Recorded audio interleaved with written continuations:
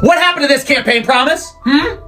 What happened to this campaign promise? All across Pennsylvania, every highway was dotted with these signs. What happened? J.D. Vance stood in grocery stores and said, egg prices up. What happened? What happened to promises made, promises kept? You promised us low prices. Everything just went up 25%. You promised us higher stock market. Stock market's down 5%. There are percentages everywhere that are dropping. What happened to this campaign promise, Trump?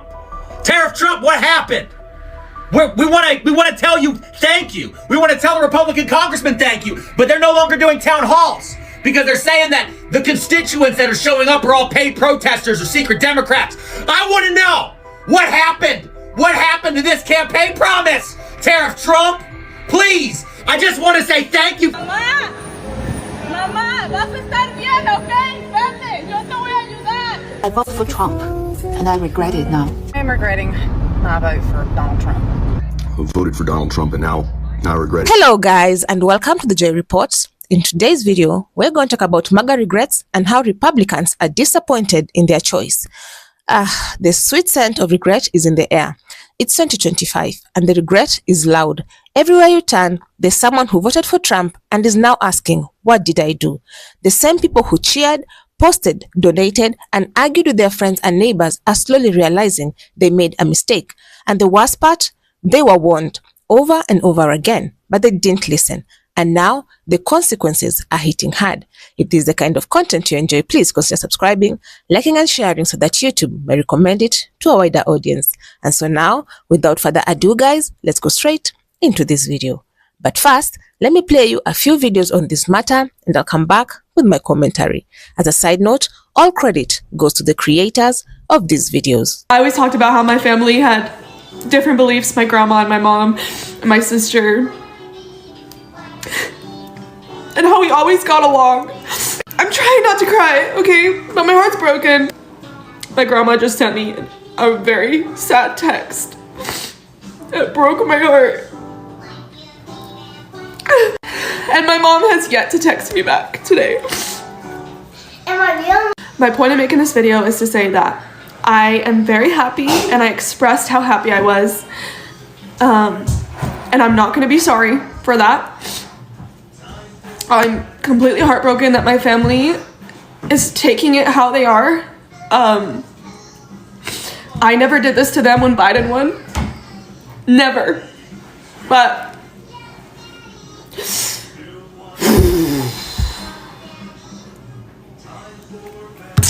I am done with political posts. From here on out, it's back to normal. If you don't like me because of who I voted for and you have to unfollow, go ahead. My own family unsubscribed from my life, so you can too. I promise it doesn't get worse than that.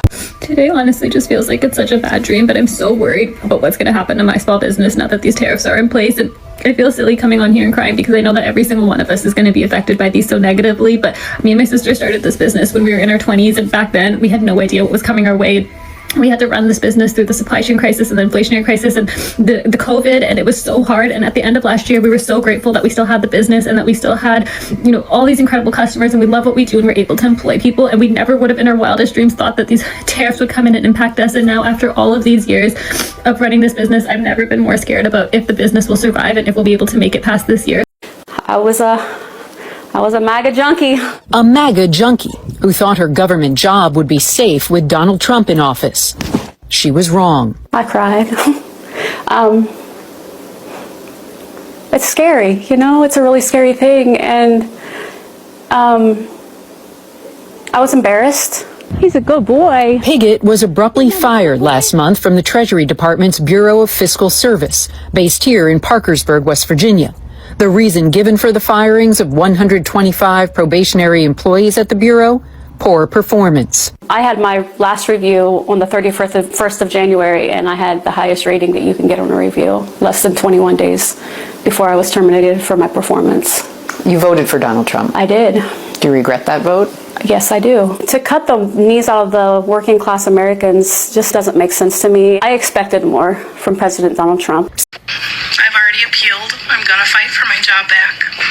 I took an oath of office to fight for this administration.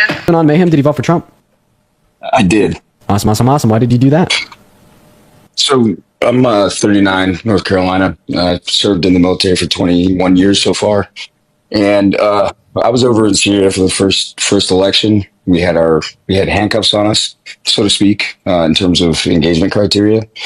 And Trump's policy, when he did get elected the first time, I really liked. So with my background, I lean toward hopefully. Wait, handcuffs on you where?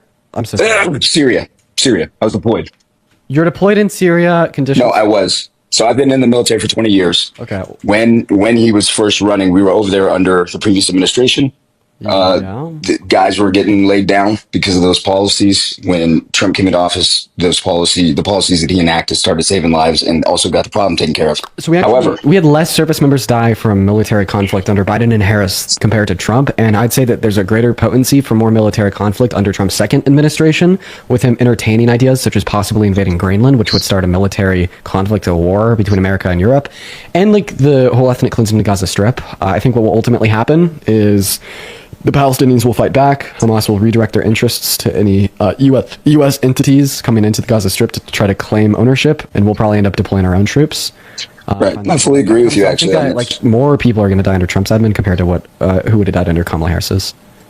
Right. So I was talking about the first administration. I'm being medically retired now, but I think another important point to make is that I regret this vote based on him coming out and saying what he said about Gaza. I find it to be reprehensible. Let's talk about the veterans first. Many of them supported Trump because they believed he respected their service. They thought he would protect their jobs and improve healthcare at the VA. But now, a lot of them are suffering. The Department of Veterans Affairs fired thousands of workers. Veterans are now going to clinics and being told to wait months for a checkup because there's not enough staff to help them. And on top of that, DEI programs were shut down. Those programs helped many veterans get jobs, especially women, disabled veterans, and others who faced extra challenges. Now they're being laid off. The same people who once felt proud and hopeful are now feeling forgotten. They voted for strength, but what they got was struggle. Farmers are hurting too. They were some of Trump's biggest supporters. They believe he had their back, but now their crops are sitting in the fields, rotting. Why? Because of the strict immigration policies. The workers who used to help them with planting and picking, many of them who are immigrants, are gone, deported, and now farmers can't find people to do the work. Their businesses are falling apart. They thought they were voting for protection, but instead they voted for policies that destroyed the one thing they needed the most, which is labor. Then you have the suburban moms. They voted for Trump because they thought he would protect their children from things they didn't understand, things like books, pronouns, or diversity in schools. But now, the schools are falling apart. Programs are being cut. The Department of Education is being dismantled. And now these moms are wondering how things got so bad. But they were warned. This is what happens when you vote based on fear instead of facts. Now their kids are the ones paying the price. Now, let's talk about Latinos who supported Trump. Many believed that because they were here legally or because they worked hard, they would be safe. Some even looked down on other immigrants, thinking the laws wouldn't touch them, i.e. Cubans. But now, TPS is gone. Families are being torn apart. People who have been in the US for years, working and raising their kids, are being told they have to leave. And now they're realizing that Trump's immigration policies don't care about their background. They thought they were different, but the system didn't see it that way. There were also black conservatives who tried to separate themselves from the rest of the black community. They thought aligning with Trump would earn them respect or opportunity. But when DEI programs were shut down and companies started laying people off, they were hit hard. Some of them are now out of work, looking for support from the very community they distanced themselves from. Take Latoya Jane, for example, who was a black MAGA supporter. And now, her son is facing 21 years in prison. If you haven't caught up with that story, I'll leave a card at the end, so click and enjoy. It's a hard lesson, but it's real. No matter how much you try to fit in with a group that doesn't want you, they will always show you where you stand when it's time to cut you off. So Trump wants us to start buying American product. Well, let's look at this in the supermarket at ShopRite. These are product of USA red peppers. Look at the quality of these peppers. And then product of Mexico, they're a little more expensive. Look at these peppers. Again, yellow peppers of Mexico, look at these peppers, and look at the peppers of America. For those of you going to the store to get your free Trump food, because, you know, he signed that executive order that all groceries are free, make sure you videotape the reaction of the person in the store when you tell them Trump said everything is free. Then stitch or duet with my video, 1 million laughs and 1 million views.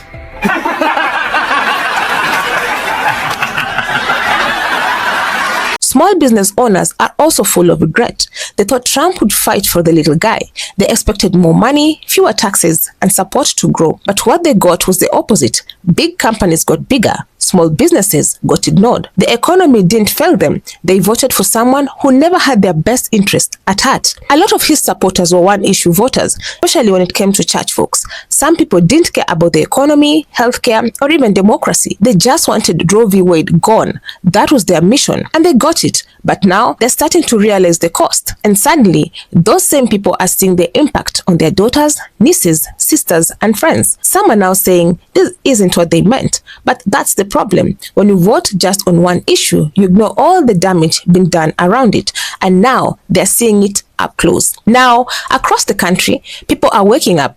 They are realizing that slogans like "Make America Great Again" didn't solve anything. They didn't fix schools, they didn't improve healthcare, they didn't protect families. They just created division and left everyday people worse off. What's happening now isn't just regret. It's pain, and for many, it's too late to undo the damage. So to all the MAGA voters now struggling, you were warned. Not once, not twice, but over and over again. Black people told you, but you didn't listen. You thought you were above it. You thought it wouldn't affect you. But now you're seeing that when the fire starts, it burns everything in its path, including you. This is what happens when you ignore the truth. When you choose hate over help. You voted, you cheered, you celebrated, and now you're feeling it. In short, you found out.